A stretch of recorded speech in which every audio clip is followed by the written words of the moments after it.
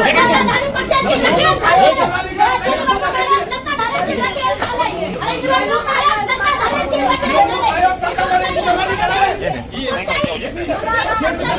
शकत नाही, कारण की पोपटाचा जीव राजाचा जीव ज्याप्रमाणे आहे, पोपटात अडकलेला असतो, या सत्ताधाऱ्यांचा जीव ईव्हीएम मध्ये अडकलेला आहे. आणि कुठलीही लोकशाही या राज्यामध्ये जिवंत राहिलेली नाहीये. त्याचं जिवंत उदाहरण म्हणजे आज ज्या पद्धतीने आम्हाला यांनी घेऊन जात आहेत, 5 तारखेला दिलेल्या निवेदनाची उत्तरे यांच्याकडे नाहीये. निवडणूक आयोगाचं करायचं काय? खाली मुंडका वर पाय. ईव्हीएम हटाव, लोकतंत्र बचाव. ईव्हीएम हटाव, लोकतंत्र बचाव. ईव्हीएम सत्ताधाऱ्यांची रखेल झालेली आहे. राज्य निवडणूक आयोग सत्ताधाऱ्यांच्या हाताने पाणी पित आहेत, त्यामुळे आज आमच्यावर त्या कारवाया केल्या जातात.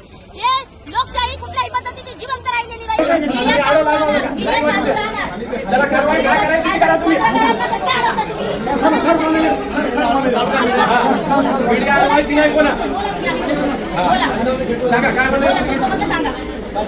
5 तारीखला मी सांगितलं, 5 तारीखला मंजूर दिली, 5 तारीखला आज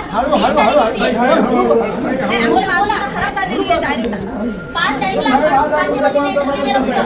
तुमच्याकडे 5 तारीखला लेटर आल्याच्या नंतर राज्य निवडणूक आयोगाचं कुठलंही उत्तर जात नाही. आणि आता आमचं उपोषण मागे घ्यायला लावतात आचारसंहिता सांगून. मग 5 तारखेला आचारसंहिता लागणार कधी हे निवडणूक आयोगाला माहित नव्हतं, तहसीलदारांना माहित नव्हतं. 350 शुगर असताना माणूस तिथं बसतो उपोषणाला. खुर्चीवर काऊन नाही ते ड्युटी करत का? जे आम्ही मतदार म्हणून आम्हाला ईव्हीएमनुसार मतदान नको आहे. आमची तक्रार निवडणूक आयोगाची होत आहे. आम्ही तुमच्या घराखात्याला शब्द बोलणार नाही.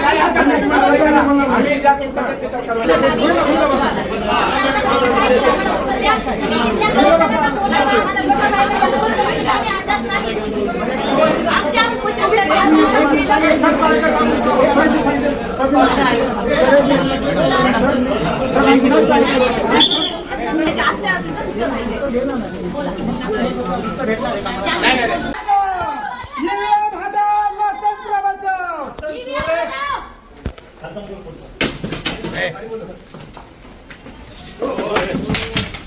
आज 5 दिवस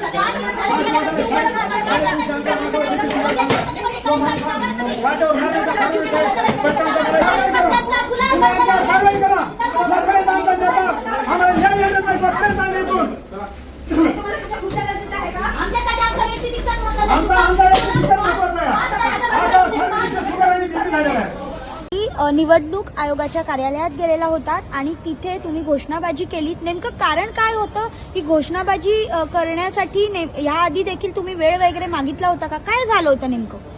आम्ही धर्मवीर छत्रपती संभाजीराजे शौर्य प्रतिष्ठानच्या वतीने गेल्या 5 तारखेला राज्य निवडणूक आयोगाला एक निवेदन दिलं होतं, ज्यामध्ये आम्ही कळवलं होतं की जर का ईव्हीएम बंद करून लोकतंत्र वाचवण्यासाठी बॅलेट पेपरवरती मतदान घ्या, हे अशा पद्धतीचं आम्ही पत्र सुद्धा त्यांना कळवण्यात आलेलं होतं. जर का हे लवकरात लवकर नाही झालं येत्या जिल्हा परिषद असतील पंचायत समितीच्या अनुषंगाने, तर आम्ही आमरण उपोषणासारखा पावित्र्य हातात घेऊ.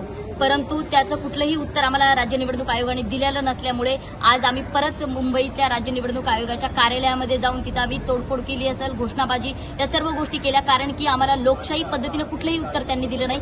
आज 6 दिवस होत आहेत आमरण उपोषण आमच्या संस्थापक अध्यक्ष बाळराजे आवारे पाटील यांचं तांदळेवाडी कळंब जिल्हा धाराशिव येथे चालू आहे. पण ताई, लोकशाही पद्धतीने ज्यावेळी तुम्ही हे सगळं करता त्यावेळी तुम्हाला असं नाही वाटलं का की पास घेऊन रीतसर निवडणूक आयोगाच्या अधिकाऱ्यांची आयुक्तांची भेट घ्यावी, त्यांच्याशी बोलावं, असं नाही वाटलं का? घोषणा का दिल्यात तुम्ही? म्हणजे काय झालं असं? त्यांनी भेट दिली नाही का? भेट टाळली का? नाही म्हणलं का? आयुक्तांशी आमची भेट 5 तारखेला पण झाली नाही, आजही झाली नाही. आम्ही सचिवांशी भेटलो, त्यांच्याशी संवाद साधला, परंतु आमच्या पत्राचं उत्तर 10-10 दिवस जर का या लोकशाहीमध्ये भेटत नसेल तर मग आम्ही घोषणाबाजी नाही करायला पाहिजे तर काय करायला पाहिजे? आम्हाला कायदा सुव्यवस्था त्यावेळेस हातात घ्यावीच लागली, कारण की माणसं मरत असताना सुद्धा तहसीलदार येऊन भेटतात. राज्य निवडणूक आयोगाला विचारलेल्या प्रश्नाचं उत्तर तहसीलदारांनी द्यायला पाहिजे का? कुठे लोकशाही जिवंत आहे? जर का निवडणूक आयोगाला निवडणुका घेण्याचा अधिकार आहे तर मतदार म्हणून आमचा सुद्धा प्रश्न आहे ना त्यांना, की आम्ही विचारू शकतो की आम्ही मतदान कशा पद्धतीने केलं गेलं पाहिजे. एक कुठल्याही व्यक्तीला जर का तंत्रज्ञानाची माहिती नाहीये तर त्यांनी मतदान कोणाला केलं आणि कोणाला जाते, कशा पद्धतीने ते मतदान होतंय हे जाणून घेण्याचा लोकशाहीमध्ये अधिकार आहे. डॉक्टर बाबासाहेब आंबेडकरांनी त्याला तो अधिकार दिलाय आणि आज त्याच अधिकाराची विचारणा करण्यासाठी आम्ही तिथे गेलेलो होतो. नेमका आक्षेप काय होता तुमचा? मशीन संदर्भातला आमचा आक्षेप काय आक्षेप आहे? एकच आहे की ईव्हीएम बॅन करून आम्हाला समजेल सोप्या पद्धतीमध्ये बॅलेट पेपरवरतीच मतदान घ्यायला पाहिजे. आज जागतिक महासत्ता असणाऱ्या देशांमध्ये बॅलेट पेपरवरती मतदान होतं.